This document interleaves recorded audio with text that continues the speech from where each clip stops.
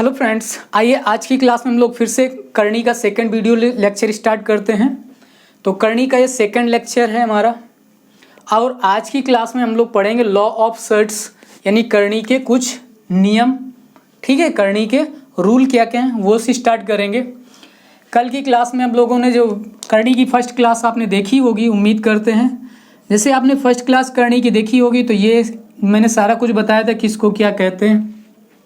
ठीक, इसमें ए जो होता था हमने कहा था कि ये रैशनल नंबर होना चाहिए और ये एन एक नेचुरल नंबर होना चाहिए। ठीक, उसके बाद मैंने ये भी समझाया था कि ये जो पूरी फॉर्म बनेगी प्लस माइनस में कुछ भी हो सकता है, ये प्लस का भी हो सकता है, माइनस का यानी माइनस का √3 हो सकता है या प्लस का √3 हो सकता है, कोई भी हो सकता है, दोनों करनी होंगी। ठीक है, बात समझ गए। तो प्लस माइनस किसी में हो, लेकिन ये जो फॉर्म होगी वो आपकी इरेशनल नंबर होगी। ये चीज़ें सारी हमने समझाई थी कि इसको क्या कहेंगे, इरेशनल नंबर कहेंगे।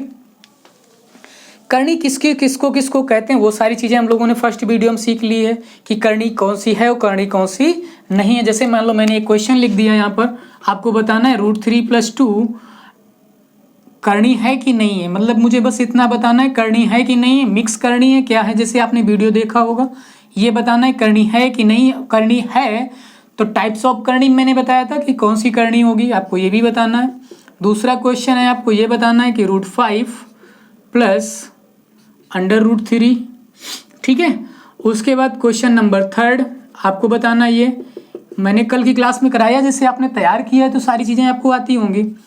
√3 + √2 ये बतानी कौन सी करनी है कौन सी करनी नहीं है। एक क्वेश्चन और हम लेते हैं 4 - 2√2 आपको बताना है करनी है कि नहीं है। इसमें जो है आपको आंसर फटाफट करिए। जैसे आपने देखा होगा वीडियो लेक्चर देखा होगा पहला, तो आपको इसके आंसर पता होंगे। आपको सिर्फ इतना लिखना है कि पहला करनी है कि नहीं है, दूसरा और जैसे ये है तो कौन सी करनी है ये बताना और ये बताना, सभी बताने हैं। ठीक है, हो गया। चलिए देखिए क्या है, पहला आपका करनी है लेकिन ये मिक्स्ड करनी है। कौन सा है, मिक्स्ड करनी है। ये दोनों क्या, ये बाइनोमियल करनी है। कौन सा है, बाइनोमियल। और ये करनी नहीं यानी ये सर्ट्स है, ये क्या है, सर्ट्स है, ये भी सर्ट्स है, ये मिक्स्ड सर्ट है, ये बाइनोमियल सर्ट्स है और ये सर्ट्स नहीं है। ठीक है, थर्ड नंबर मेरा सर्ट्स नहीं है, ये है, थर्ड नहीं है और फोर्थ भी है। ठीक है, बात समझ गए। तो तीन जो क्वेश्चन थे वो सर्ट्स हैं और फोर्थ हमारा सर्ट्स नहीं है। यहाँ तक आप लोगों ने कल की क्लास हम लोग हल्की फुल्की रिवाइज कर लिया है।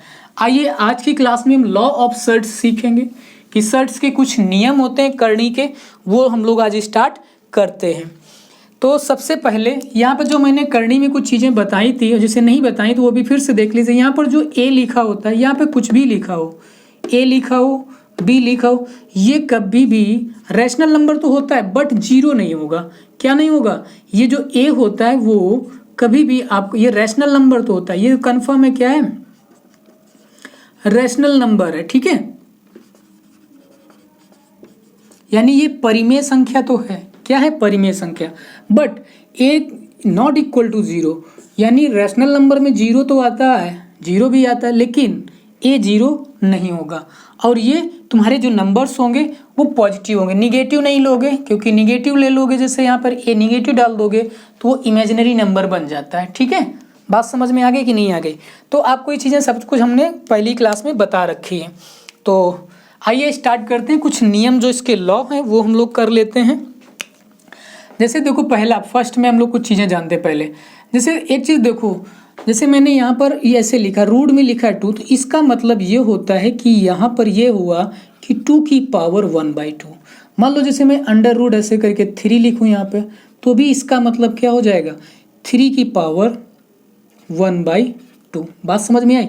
मान लो मैं यहाँ पर ऐसे लिख दूँ अंडर रूट में 7, तो इसका भी मतलब यही होता है कि 7 की पावर 1/2। बात समझ में आया, देखो अच्छी चीज़ समझते रही ना, बस ऐसे लिख लिया। अब मान लो ये मैं यही चीज़ को यहाँ पर मैं ऐसे लिख दूँ, मान लो कि यहाँ पे ये लिखा है कि 2 क्यूब में लिखा है, तो इसका भी मतलब आपका यही होगा कि 2 की पावर 1/3। मान लो मैं इसी को ऐसे लिख दूँ भाई कि 4 ऐसे लिख दूँ, यानी ये 4 पावर्स करके यहाँ पर ऐसे लिख दूँ, तो इसका भी मतलब यही होगा कि 2 की पावर 1/4। अब ये भी हम कह सकते हैं कि मान लो बेटा हम यहाँ पर n ले लूँ और ये 2 ले लूँ, तो इसका मतलब यही हो जाएगा कि 2 की पावर 1/n। कहने का मतलब सिर्फ इतना सा है, जब कुछ नहीं होगा तो 1/2, यानी यहाँ पर 2 माना जाएगा। जब कुछ नहीं होगा यानी कोई भी नंबर नहीं लिखा होगा तो वो 2 होगा, यानी उसको हम 1/2 के फॉर्म में लिख सकते हैं। जैसे 3 लिखा होगा तो वो पावर 1/, यानी वो 1/ में पावर आते जाएंगी। जैसे वो n टाइम तक कुछ भी लिखा हो, मान लो इसमें भी यही लिख दूँ मैं ऐसे करके, यहाँ n लिखा है 3 लिखा, तो इसका भी मतलब यही होगा 3 की पावर 1/n। बात समझ गए? यहाँ पे मैंने ऐसे लिखा है, अब मान लो इसको मैं ऐसे लिख दूँ, ऐसे करके यहाँ पे n लिख लूँ, 7 लिख दूँ, तो इसका भी मतलब यही होगा कि 7 की पावर 1/n, 7 की पावर 1/n। बात समझ में आई? नहीं समझ में आया? तो सबसे सिंपल कॉन्सेप्ट मेरा इतना है कि जैसे कोई भी लिखा है, कोई भी पावर्स यहाँ पर मान लो जो भी रूट लिखा है तो सिर्फ 1/2, क्यूब रूट लिखा है तो 1/3, 4 की पावर से मतलब 4 क्यूब में है तो उसको 1/, ये जितनी भी पावर लिखी होंगी उसको मैं इस फॉर्म में भी लिख सकते हैं। ठीक, बात समझ में आ गई कि नहीं? अब ये पूछ सकते हो कि सर इसका यूज कहाँ आएगा। मान लो मैं आपको एक क्वेश्चन दे देता हूँ, मान लो एक क्वेश्चन, ये क्वेश्चन है अपना कि √3 और 2a, ठीक है, यहाँ पर क्यूब √3 लिखना था, क्यूब √3 और फिर मैं लिख दूँ, क्यूब रूट की जगह मैं 2 ले लूँ, ठीक, और उसके बाद मैं लिख दूँ 3 ना लेके 5 लिख लो भाई, 5 ऐसे लिख लो, और फिर एक और नंबर लिख लेते हैं हम लोग, ये लिख दिया 6 और यहाँ पे 3 डाल दिया, ठीक है, ये लिखा है। अब मुझे ये बताना है कि जो नंबर्स लिखे 1 2 3 4 नंबर लिखे, चारों नंबर में से कौन सा नंबर ग्रेटेस्ट है, यानी कौन सा नंबर सबसे बड़ा है। तो ऐसे क्वेश्चंस को करने के लिए मुझे इस फॉर्म में इस पावर्स को कन्वर्ट कर लेते हैं, तो जल्दी हो जाता है क्वेश्चन। बताएंगे कैसे कि देखो फटाफट आप इसको लिख सकते हो 3 की पावर 1/2, फिर यहाँ पे लिख सकते हो 2 की पावर 1/3, फिर यहाँ पे लिख सकते हो 5 की पावर 1/2 और यहाँ पे लिख सकते हो 6 की पावर 1/3। फिर क्या काम होता है कि जो ये पावर्स 1/1/1 में, तो जो इनकी पावर्स, जो पावर लिखी 1/2 1/3 1/2 1/3, तो इन सभी 4 नंबर हैं, चारों नंबर्स की पावर्स लिखी हैं, जो 1/2 लिखा है, फिर 1/3, फिर से 1/2, फिर से 1/3, ये नंबर लिखे। मुझे इन सभी का क्या निकालना होता है? एलसीएम निकालना होता है। क्या निकालना होता है? एलसीएम। तो तुम्हें पता है कि इसके नहीं, सॉरी, में डिनोमिनेटर का एलसीएम निकालना होता है, ठीक है, डायरेक्ट ऐसे समझ लीजिए। ऐसे तुम ना फिर तो दिमाग लगाने लगोगे, सर एलसीएम पूछ रहे हैं, तो सर ने तो पढ़ाया था एलसीएम में कि न्यूमिनेटर का एलसीएम डिनोमिनेटर का एचसीएफ, तो 1/1 बता दोगे। ऐसा नहीं, हमें सिर्फ ये ऊपर न्यूमिनेटर को बोल के डिनोमिनेटर का एलसीएम ले लेना है, ठीक। हमें 1/, चाहे छोड़ दो 1 को, ऐसे करके अब ऐसे लिख लो कि 2 3 2 3, इन चारों नंबर्स का एलसीएम चाहिए। तो इन चारों नंबर का एलसीएम आ जाएगा 6, और उस एलसीएम से सभी में ऊपर मल्टीप्लाई करा देने होते, क्योंकि मुझे पावर्स को इक्वल करानी होती। जब मल्टीप्लाई कराओगे तो 2 3 जा 6, 3 2 जा 6, 2 3 जा 6, 3 2 जा 6, ये बन जाएगा। यानी यहाँ पे बन सकता है 3 की पावर 3, यहाँ बन सकता है 2 की पावर 2, यहाँ बन सकता है 5 की पावर 5, और यहाँ बन सकता है 6 की पावर 2। अब क्या करना है? अब इसका देखो, इसका जब क्यूब करोगे तो 27 होता है, इसकी कितना करोगे? 4 हो जाएगा। यहाँ पे करोगे 5 का क्यूब 125 हो जाएगा, यहाँ पे करोगे 36। बात समझ में आई कि नहीं है? मैंने पूछा था कि सबसे बड़ा नंबर कौन सा है, तो आपका सबसे बड़ा नंबर यहाँ पे जो भी नंबर यहाँ सबसे बड़ा होगा वही नंबर सबसे बड़ा हो जाएगा। तो यहाँ पर ये नंबर 125 सबसे बड़ा है, तो इसका मतलब मैं इसी की बात कर रहा हूँ, यही नंबर सबसे बड़ा है। असेंडिंग या डिसेंडिंग ऑर्डर में लिखना होता तो हम लिख लेंगे, जिस हिसाब से नंबर है उस हिसाब से इसको हम कन्वर्ट। तो बात समझ में आई कि ये चीज़ें हमें आनी चाहिए। किसी को ये क्वेश्चन बहुत आ गया हो, जल्दी आ गया होगा, अलग कॉन्सेप्ट से, लेकिन अभी हम लोग बेसिक चल रहे हैं, तो चीज़ें अच्छे से कुल मिला धीरे धीरे मेरे को सीखना है। वो कोई भी कैसा भी बच्चा हो, वो कोई किसी भी कंपटीशन की तैयारी कर रहा हो, चाहे वो यूपीएसआई हो, चाहे आपका ग्रुप डी की तैयारी कर रहा हो, रेलवे आरआरबी ग्रुप डी का हो, या जीडी एसएससी जीडी का जो पेपर आया, फॉर्म आया, उसकी तैयारी कर रहा हो, यानी कुल मिला के सभी को समझ में आना चाहिए। मेरा मतलब सिर्फ इतना है, ठीक है भाई। और जैसे आपको ये चीज़ें समझ में आ रही हैं तो लाइक और शेयर करते हो, अपने फ्रेंड्स तक मेरे वीडियो को भी पहुंचा दोगे तो इससे भी मुझे भी थोड़ा सा साहस मिलता है आगे चीज़ें करने का। ठीक है, ओके भाई, चलिए आगे देखिए। तो एक चीज़ तो ये समझ में आ गई होगी कि क्या है कॉन्सेप्ट। आगे देखिए अगला,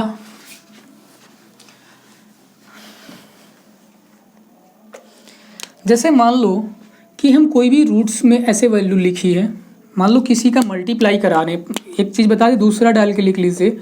जैसे मानो भाई ये हमने ऐसे लिखा, यहाँ पर मैंने n लिखा, यहाँ पे 3 लिखा, इनटू यहाँ पे भी मैंने n लिखा और इनटू यहाँ पर मान लो मैंने 5 लिख दिया है। ठीक, या यहाँ पर मान लो रूट ही लिखा था, सिर्फ रूट में, तो इन सब इसका और इसका मल्टीप्लाई हो जाएगा, यानी क्या हो जाएगा, अंडर रूट 3 इंटू 5 यानी कितना बन जाएगा 15। बात समझ में आई? यानी ऐसे लिखा होगा तो इसको ऐसे, कहने का मतलब मेरा ये है कि यहाँ पर एन ए लिखा हो इंटू ऐसे पावर्स एन बी लिखा हो, मल्टीप्लाई कराओगे तो ये बन जाएगा एन, यहाँ पे एन आ जाएगा और इन दोनों का मल्टीप्लाई यानी ए इंटू बी, यानी ये एक फॉर्म आपकी इस तरीके की बन जाएगी। बात समझ में आई कि नहीं है? यानी जो कुछ ऐसे लिखा है रूट सेम है तो उसका मल्टीप्लाई हम कर सकते, लेकिन जैसे इन ये तुम्हारे जो रूट यानी जो अलग अलग लिखी हैं तो नहीं होगा। जैसे मान लो कैसे, एक मैं लिख दूं क्यूब रूट 2 और दूसरा फिर मैं लिख दूं 2 लिख दूं ऐसे, तो अब सोचो कि इनका मल्टीप्लाई करा दें तो नहीं होगा, क्योंकि अब इसमें से हम इसको ऐसे नहीं 2 2 जा 4 कर दें, अंडर रूट ले लें उसका, समझ गए? यानी ये अलग अलग है, ये क्या अलग अलग। या मान लो मैं यहाँ पे 3 लिख दूँ, 3 लिख लूँ ऐसे, अब आप इसको नहीं लिख सकते हो कि यहाँ पे मैं इसको इक्वल में कि इसको मैं यहाँ पे क्यूब रूट, क्योंकि मुझे पता नहीं इसमें क्यूब है, इसमें स्क्वायर रूट है, तो क्या लगा सकते हैं, तो यहाँ पर नहीं। यानी ये सेम होनी चाहिए, या तो क्यूब रूट होता तो मल्टीप्लाई करके यहाँ पे 6 क्यूब रूट लिख देते, लेकिन यहाँ पे क्यूब रूट नहीं है, क्या है, स्क्वायर रूट है, तो इसलिए हम इसको ऐसे नहीं लिख सकते हैं, कुछ भी नहीं। तो इसका न मल्टीप्लाई हम नहीं कर सकते, जैसा लिखा है ये सेम इसी तरीके से लिखा रहेगा, यानी क्यूब रूट 2 और इंटू में 3 लिखा है, रूट 3 तो वो भी इंटू में 3 रूट 3 लिखा रहेगा। बात समझ में आ गई कि नहीं आ गई? तो आप इस कॉन्सेप्ट को भी कॉपी कर लीजिए और इसमें एक एग्जांपल ये वाला डाल लीजिएगा, और इसको नॉट इक्वल यानी ये कभी भी उसके इक्वल, यानी इसको हम 6 या वैसे नहीं लिख सकते, ये वाली वैल्यूज नहीं होंगी। ठीक है, इनका मल्टीप्लाई नहीं कर सकते, तो इसको भी आप लिख लीजिएगा कि ये नहीं होगा मल्टीप्लाई में। यानी ये वाली जो यहाँ पर जो भी पावर्स होनी चाहिए, जो रूट होगा वो इक्वल होना चाहिए। क्यूब रूट है तो क्यूब रूट यहाँ भी होना चाहिए, स्क्वायर रूट है तो स्क्वायर रूट होना, यानी कुल मिला के एन की जब वैल्यू इक्वल होंगी तो ये होगी कंडीशन। कॉपी कर लो भाई फटाफट। ठीक है, हो गया होगा कॉपी। चलिए आगे देखिए अगला। इसी तरीके से जैसे मान लो कोई नंबर्स ऐसे लिखे हैं, यहाँ पे n लिखा है, a लिखा है, अपॉन में भी लिखा है, अंडर रूट में n लिखा है, b लिखा है। देखो दोनों पावर सेम है ना, तो इसको आप ऐसे लिख सकते हो। कैसे लिख सकते हो इसको आप इस तरीके से लिख सकते हो कि ऐसे लगा लिया रूट और यहाँ पे n लिख दिया, यानी a अपॉन b। इस फॉर्म में इसको आप लिख सकते हो। कहने का मतलब मेरा ये है, जैसे मान लो क्यूब रूट 2 अपॉन में लिख दें हम क्यूब रूट 5, ये लिखा है, तो इसको हम ऐसे लिख सकते हैं, पूरे का क्यूब रूट लिख लें 2/5। बहुत छोटी सी चीज़ें हैं, सभी को आती होंगी। ठीक है, कि किसी को तो बहुत लग रहा होगा बहुत सिंपल सी चीज़ें, लेकिन हमें सीखना है सभी को। मैंने क्या कहा कि वो किसी भी स्ट्रीम का बच्चा भी हो सकता है, वो आर्ट साइड का हो सकता है या साइंस साइड का, सभी को मेरा कुल मिला के मेरा मतलब सिर्फ इतना है, सभी को मैथ समझ में आनी चाहिए। ठीक, कॉपी कर लीजिए आप इसको भी।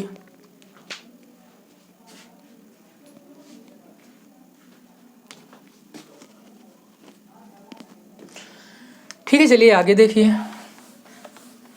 सिंपल से लॉ हैं 2 4 10, तो वही हम लोग कर लेते हैं और ज़्यादा कुछ। 4th नंबर, मान लो कुछ ऐसे लिखा हो बेटा, यहाँ पे n और फिर a लिखा है, और मान लो इसकी भी पावर्स हम इसके ऊपर और भी मान लो p ले लें, ऐसे लिख दें।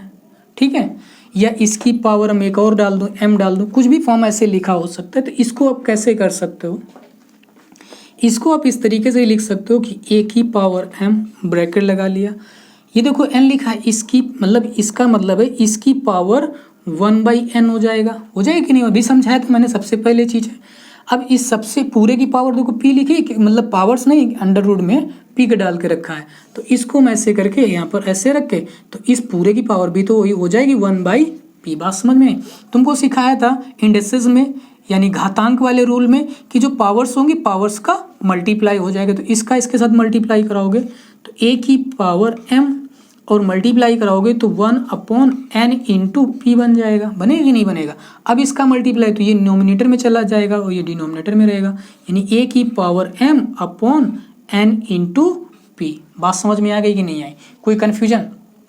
मतलब कुछ मिला के हम इसको इस कॉन्सेप्ट में भी लिख सकते हैं डायरेक्ट। अब आपको ये याद रखना है, जैसे मान लो कोई भी ऐसी चीज़ें लिखी हैं, ये लिखा है, आप उसको तुरंत क्या लिख सकते हो? पावर m करके जितनी पावर क्यूब में लिखी हूँ उसका नीचे मल्टीप्लाई करके रख सकते हो। जैसे मान लो मैंने एक क्वेश्चन ले लिया, क्या ले लिया क्वेश्चन? मान लेते हैं यहाँ पे 2 लिखा और 2 की पावर हमने 5 लिखी, ठीक है। यहाँ पे 3 डाला और फिर यहाँ पे हमने 2 डाला और फिर यहाँ पर मैंने 7 डाल दिया, ऐसे रख दिया। अब इसको सिंप्लीफाई करके क्वेश्चन कुछ इस फॉर्म में पूछ रहा है, ऑप्शन में है, कुछ भी ऐसे फॉर्म में ऑप्शन गिवन होंगे, ठीक है।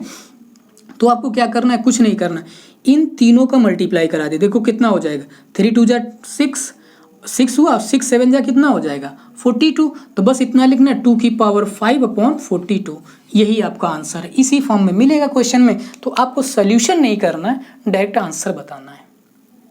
बात समझ में आ गई? कोई कन्फ्यूजन? यानी देखो p तक लिखा था, q भी जैसे यहाँ पे लिखा होता, मान लो बेटा q लिखा होता तो वो q भी आपका किस में आ जाता? मल्टीप्लाई में आ जाता, जितने भी नंबर लिखे होते। तो आपको ये कॉन्सेप्ट याद रखना है, ठीक है। कॉपी कर लीजिए, ठीक है, कॉपी कर लीजिए इसको अच्छे से।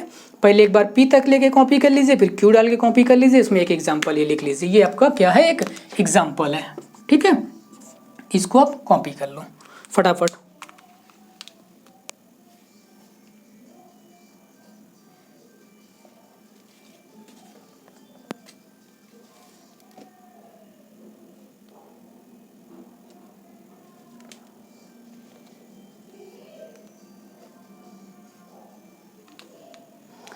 ठीक है, और कुछ ज़्यादा लॉ में अभी बच है नहीं, इसी टाइप के कॉन्सेप्ट हैं, इसी टाइप्स का सब कुछ है, और कुछ ज़्यादा खास अब बचा नहीं है, तो आप कर सकते हो। बाकी चीज़ें सिर्फ इसी कॉन्सेप्ट में है, 1-2 कॉन्सेप्ट और हैं, चाहो तो कॉपी कर लो। जैसे मान लो ये लिखा है, जैसे 5th नंबर है, क्या दे रखा है? कुछ खास है नहीं, वैसे मैंने सारे बता ही दिए हैं आपको। मल्टीप्लाई कराना ये सारा चीज़ बता चुका हूँ। अब जैसे मान लो ये लिखा है इंटू में, यहाँ पे m लिखा है, यहाँ पे a इंटू b लिखा है, तो इसको अलग अलग भी कर सकते हो। सारी चीज़ें क्वेश्चन में करा देंगे, यानी इसको ऐसे भी लिख सकते हो, यहाँ पे m into a into b में भी यहाँ पे m डाल सकते हो, जैसे m था, यानी अलग अलग कर सकते हो। जब मल्टीप्लाई करा सकते हो तो अलग भी कर सकते हो ना, वही चीज़ है, ठीक है। जो मैंने शायद सेकेंड में बताई थी वही इसको इसमें बताया गया। तो बस यही चीज़ें थी, और कुछ ज़्यादा लॉ में खास है नहीं। जो भी कुछ कॉन्सेप्ट बचे, अब हमारे पास सिर्फ बचा क्या है? कंपैरिजन कराना, यानी कौन सा रूट्स यानी इससे ग्रेटर देन है और लेस देन है, तो उसी में मैं इसके कुछ और जो रूल्स होंगे वो मैं करा दूंगा, और जो भी कंपैरिजन के कॉन्सेप्ट होंगे वो मैं बता दूंगा। तो अब नेक्स्ट क्लास में सारे आपके मोस्ट इम्पॉर्टेंट कॉन्सेप्ट होंगे और उनके रूल्स होंगे, वो हम नेक्स्ट क्लास में कराएंगे, ठीक है। थैंक यू भाई। जैसे आपको वीडियो पसंद आ रहा है तो लाइक और शेयर ज़रूर करें। Okay, thank you for watching.